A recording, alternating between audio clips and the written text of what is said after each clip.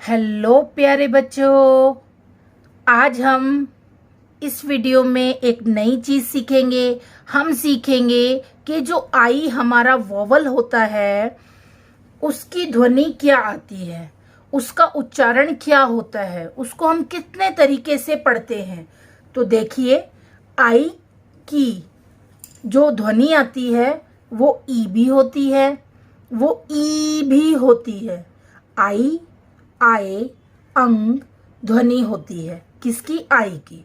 तो पहला रूल जो हमारा कहता है वो कहता है आई की ई की ध्वनि में, मतलब आई जो है वो ई की ध्वनि में कब आता है, यानी किन वर्ड्स में आई जो है वो ई की ध्वनि देता है। तो चलिए पढ़ते हैं ऐसे ही कुछ वर्ड्स को।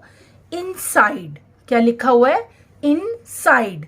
इनसाइड का मतलब होता है अंदर, ठीक है। तो आपने देखा इनसाइड, इन, आई के लिए ई आ रहा है, देखा आपने। आई एन, इन, तो आई के लिए ई आया, इन का मतलब होता है मैं। नेक्स्ट हमारा है इनकम। इन, आई के लिए भी ई आया, इनकम यानी कि आए। या इनटू, इनटू का मतलब भी अंदर होता है, यहां पर भी आई के लिए क्या आया?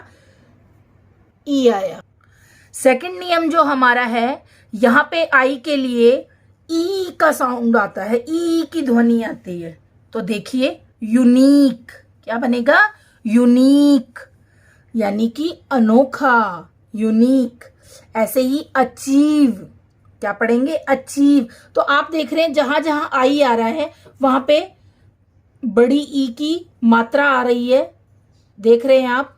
तो यहां पर ये ई का साउंड दे रहा है, यानी थोड़ा खींचकर हमें बड़ा बोलना पड़ रहा है, ई का साउंड दे रहा है।